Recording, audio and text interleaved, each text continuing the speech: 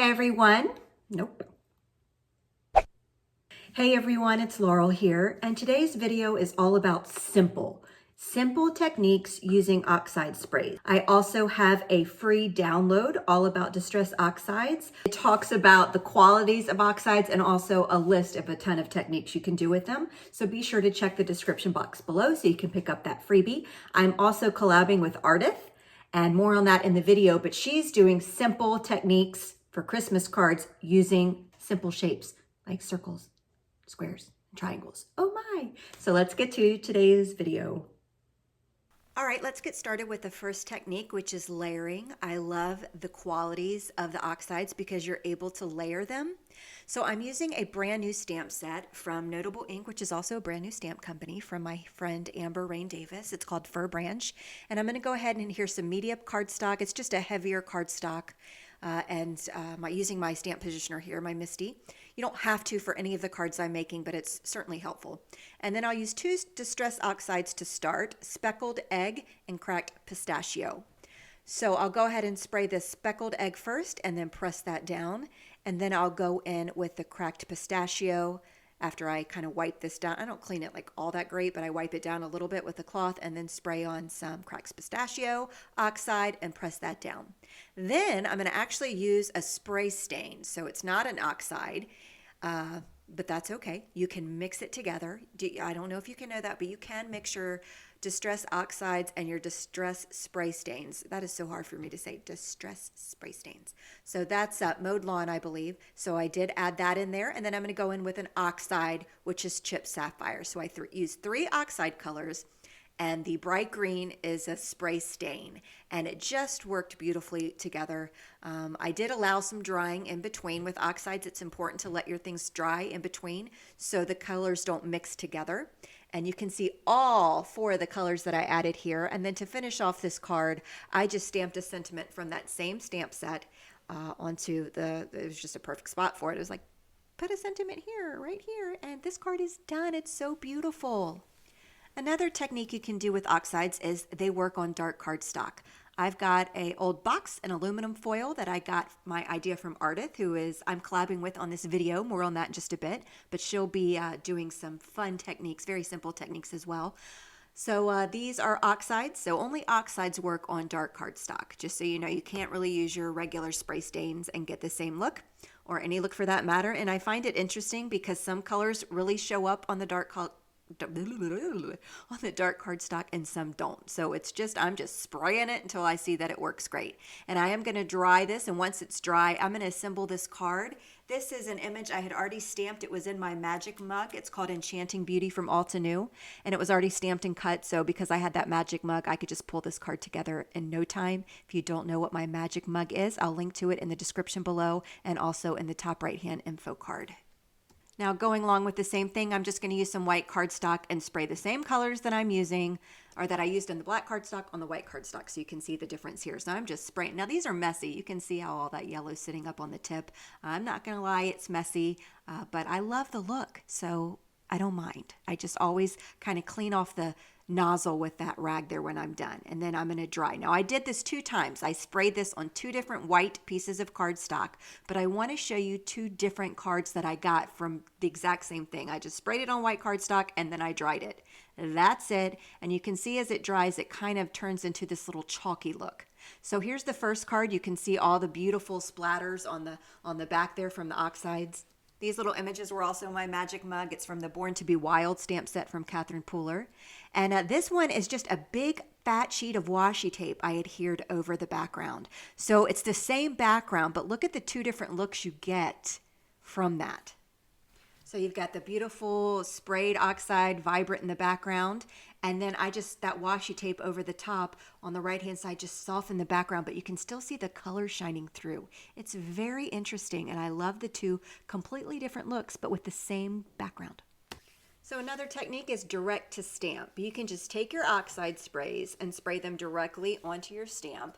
This is one of my favorites. I use it all the time, the Rizzo background stamp from Catherine Pooler. And I just stamped those, or didn't stamp them, did I? I sprayed them directly onto my stamp and then I'll press them. I am using my Misty. Now I forgot to take the mouse pad that's in the Misty out. You want to do that when you're using rubber stamps because you don't need that mouse pad, that insert, but I made it work. But if you were to do this card yourself and you're using the Misty, just remove the mouse pad or the insert because you don't need it. So because I forgot, I'm just taking care to really press it all over the place to make sure that the spray does transfer to the stamp, and bada bing, bada boom, there it is. It's so pretty. And then all I did was add a sentiment here. Of course, that sentiment came from my magic mug, as you know. And this card was done. I love the textured look from the sprays and how the colors, how they just work so well together. So I went ahead and did it again right here. So I'm going to go ahead and spray the Oxides back onto that stamp again. I'm going to tape my paper down because I was too lazy to get my pixie spray. And I'm going to go ahead and spray. We've got cracked pistachio, right? No, we've got spiced marmalade. We've got picked raspberry. Again, all the exact colors. Everything will be in the description below in the supply list. So I'll go ahead and, again, remove your mouse insert or remove the insert.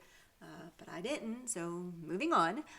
Learn from my mistakes, and I'm just making sure all that has just transferred over nicely. Now this is going to be more of a mixed media-ish card, which is not typically my style, but I wanted to show you that it could be done in the simplest way using these Oxides. So I did not move my paper, I did not move my stamp. I did let everything dry. And then I'm going to go in and ink up that stamp that, again, has never been moved with some Versamark ink because I'm going to do some heat embossing. Now, I have an oopsie coming up, and it's a big one, and I'm like, oh my gosh, I probably cussed. But I'm going to, I kept it in the video because I wanted to show you. I thought this was clear embossing powder. It's not. It's white. You would have thought as it was being dumped on and it was white, it would have dawned on me, but it did not until this point when I started to heat set it. And I'm like, why is that white? And I'm like, oh crap. So I stopped. Then I held my card over the trash can and I used that little sweeper thing and removed all the white embossing powder. And now here I am dumping on some clear, which is what I was supposed to do from the beginning. So now I'm going to go ahead and heat set that in clear. Now some of the embossing powder is white because it was already heat set, so it's going to stay that way. Oh well, what are you going to do?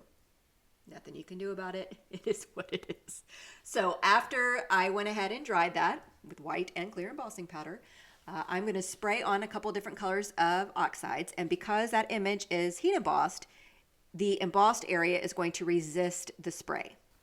So by the time this is all said and done, here's a look at the finished card. All I did was add a sentiment over the top. But look at that. It's so like grungy looking. Got a little bit of white, got a little bit of clear, got a little bit of black flicks in there. I don't even know how that got there, but I like the look of that. I think it's kind of cool. Don't you? Hope so. I need to have some kind of rainbow or bright color. So I'm going to take this Kaleidoscope stamp from Catherine Pooler, ink it up with embossing ink, sprinkle on some clear embossing powder. I can be taught. I learned my lesson. This instance, I'm just going to press my card directly into the stamp. No stamping tool, acrylic block needed. Just pressing it in there good, making sure my hand is covering the complete background. And then I'll go ahead, sprinkle on the clear embossing powder. I'm so proud of myself. And then I'll heat set that.